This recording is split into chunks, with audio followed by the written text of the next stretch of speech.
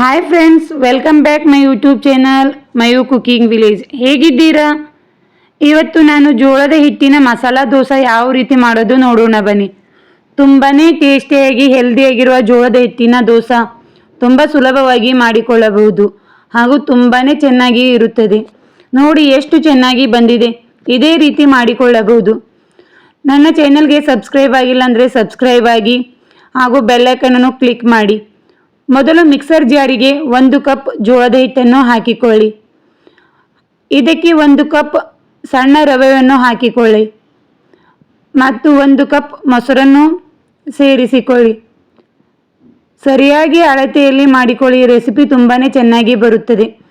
ಇದಕ್ಕೆ 1 ಕಪ್ ನೀರನ್ನು ಹಾಕಿಕೊಳ್ಳಿ.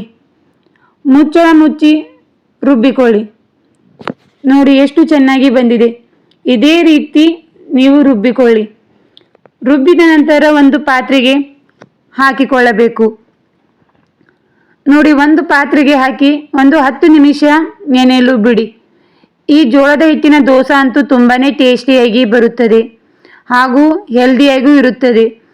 10 ನಿಮಿಷದ ತನಕ ನಾವು ಒಂದು ಒಗ್ಗರಣೆ ಮಾಡಿಕೊಳ್ಳೋಣ. ಗ್ಯಾಸ್ ಮೇಲೆ ಒಂದು ಒಗ್ಗರಣೆ ಪಾತ್ರೆ ಇಟ್ಟುಕೊಂಡು ಅದಕ್ಕೆ 2 ಸ್ಪೂನ್ ಎಣ್ಣೆಯನ್ನು ಹಾಕಿಕೊಳ್ಳಿ. 2 ಸ್ಪೂನ್ ಎಣ್ಣೆ ಹಾಕಿದರೆ ಸಾಕಾಗುತ್ತದೆ. ಎಣ್ಣೆ ಕಾದ ನಂತರ 1 ಸ್ಪೂನ್ ಸಾಸಿವೆ, 2 ಸಣ್ಣದಾಗಿ ಕಟ್ ಮಾಡಿರುವ ಹಸಿಮೆಣಸಿನಕಾಯಿ, ಕಟ್ ಮಾಡಿರುವ ಕರಿಬೇವಿನ ಎಲೆ ಹಾಕಿಕೊಳ್ಳಿ. ಕರಿಬೇವಿನ ಎಲೆ ಹಾಕುವುದರಿಂದ ತುಂಬಾ ಟೇಸ್ಟಿಯಾಗಿ ಬರುತ್ತದೆ. 1 ಕಟ್ ಮಾಡಿರುವ ಉಳ್ಳಾಗಡ್ಡಿಯನ್ನು ಹಾಕಿಕೊಳ್ಳಿ. ಇದು ಸ್ವಲ್ಪನೇ ಬಾಡಿಸಿಕೊಳ್ಳಬೇಕು. ಕಲರ್ ಚೇಂಜ್ ಆಗುವ ಅವಶ್ಯಕತೆ ಇರುವುದಿಲ್ಲ. ನೋಡಿ, ಈ ರೀತಿ ಚೆನ್ನಾಗಿ ಮಿಕ್ಸ್ ಮಾಡಿಕೊಳ್ಳಿ. ಇದಕ್ಕೆ ಸಣ್ಣದಾಗಿ ಕಟ್ ಮಾಡಿರುವ 1 ಟೊಮೆಟೊ ಹಣ್ಣು ಹಾಕಿಕೊಳ್ಳಿ. ಟೊಮೆಟೊ ಹಣ್ಣು ಹಾಕುವುದರಿಂದ ದೋಸೆ ಅಂತೂ ತುಂಬಾ ಟೇಸ್ಟಿಯಾಗಿ ಬರುತ್ತದೆ. ನೋಡಿ, ಸ್ವಲ್ಪ ಮಿಕ್ಸ್ ಮಾಡಿದರೆ ಸಾಕಾಗುತ್ತದೆ.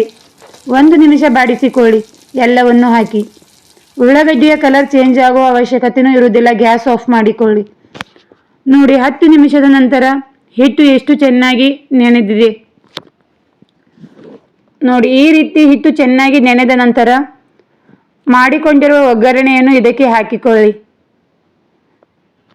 ಈ ದೋಸೆ ಮಕ್ಕಳ ಬ್ರೇಕ್ಫಾಸ್ಟಿಗೂ ಕೊಡಬಹುದು ಮತ್ತು ಲಂಚ್ ಬಾಕ್ಸಿಗೂ ಕೊಡಬಹುದು. ತುಂಬಾ ಟೇಸ್ಟಿಯಾಗಿರುತ್ತದೆ. ಇದಕ್ಕೆ ಕಟ್ ಮಾಡಿರುವ ಸ್ವಲ್ಪ ಕೊತ್ತಂಬರಿ ಸೊಪ್ಪನ್ನು ಸೇರಿಸಿಕೊಳ್ಳಿ. ನಂತರ ರುಚಿಗೆ ತಕ್ಕಷ್ಟು ಉಪ್ಪನ್ನು ನೋಡಿಕೊಂಡು ಹಾಕಿಕೊಳ್ಳಿ. ಇದನ್ನೆಲ್ಲ ಹಾಕಿ ಚೆನ್ನಾಗಿ ಮಿಕ್ಸ್ ಮಾಡಿಕೊಳ್ಳಿ. ಈ ದೋಸೆ ಅಂತೂ ಆರೋಗ್ಯಕ್ಕೂ ಒಳ್ಳೆಯದು. ಜೋಳದ ಹಿಟ್ಟಿನಿಂದ ಮಾಡುವುದರಿಂದ ಮಕ್ಕಳಿಗೂ ತುಂಬಾ ಚೆನ್ನಾಗಿರುತ್ತದೆ. ಮಕ್ಕಳು ಜಾಸ್ತಿ ರೊಟ್ಟಿ ಇಷ್ಟಪಡುವುದಿಲ್ಲ. ಈ ರೀತಿ ದೋಸೆ ಮಾಡಿಕೊಟ್ಟರೆ ತುಂಬ ಇಷ್ಟಪಡುತ್ತಾರೆ. ನೋಡಿ, ಚೆನ್ನಾಗಿ ಮಿಕ್ಸ್ ಮಾಡಿದ ನಂತರ ಗ್ಯಾಸ್ ಮೇಲೆ ಒಂದು ತವಾನಿಟ್ಟುಕೊಳ್ಳಿ. ದೋಸೆ ತವ ಇಟ್ಟು ಅದಕ್ಕೆ ಸ್ವಲ್ಪ ಎಣ್ಣೆಯನ್ನು ಹಚ್ಚಿಕೊಳ್ಳಿ. 1 ಸಲ ಎಣ್ಣೆ ಹಚ್ಚಿದರೆ ಸಾಕಾಗುತ್ತದೆ. ಈ ದೋಸೆಗೆ ಜಾಸ್ತಿ ಎಣ್ಣೆ ಹಚ್ಚುವ ಅವಶ್ಯಕತೆಯೂ ಇರುವುದಿಲ್ಲ. ನೋಡಿ, ಇವಾಗ 2 ಸೌಟು ಹಿಟ್ಟನ್ನು ತೆಗೆದುಕೊಂಡು ದೋಸೆ ರೀತಿ ಸ್ವಲ್ಪ ತೆಳುವಾಗಿ ಹಾಕಿಕೊಳ್ಳಿ. ನಿಮಗೆ ಎಷ್ಟು ತೆಳು ಬೇಕು ಅಷ್ಟು ನೋಡಿಕೊಂಡು ಹಾಕಿಕೊಳ್ಳಿ. ನೋಡಿ, ಎಷ್ಟು ಚೆನ್ನಾಗಿ ಬರ್ತಾ ಇದೆ. ಇದಕ್ಕೆ ಒಂದು ಅರ್ಧ ಸ್ಪೂನ್ ಎಣ್ಣೆಯನ್ನು ಹಾಕಿಕೊಳ್ಳಿ ಮೇಲಿಂದ. ಜಾಸ್ತಿ ಎಣ್ಣೆ ಹಾಕುವುದು ಬೇಕಾಗಿಲ್ಲ ಹಾಗೂ 1 ಸಲ ಎಣ್ಣೆ ಹಚ್ಚಿದರೆ ಸಾಕಾಗುತ್ತದೆ.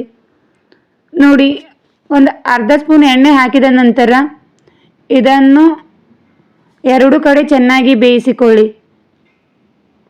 ನೋಡಿ, ಎಷ್ಟು ಚೆನ್ನಾಗಿ ಕಲರ್ ಬಂದಿದೆ. ನನ್ನ ವಿಡಿಯೋ ನಿಮಗೆ ಇಷ್ಟವಾದರೆ ಲೈಕ್ ಮಾಡಿ, ಫ್ರೆಂಡ್ಸ್ ಹಾಗೂ ಫ್ಯಾಮಿಲಿಗೆ ಶೇರ್ ಮಾಡಿ, ನನ್ನ ಚಾನಲ್ಗೆ ಸಬ್ಸ್ಕ್ರೈಬ್ ಆಗಿ. ಆರೋಗ್ಯಕರವಾದ ದೋಸೆ ರೆಡಿಯಾಗಿರುತ್ತದೆ. Thank you for watching. ಧನ್ಯವಾದಗಳು.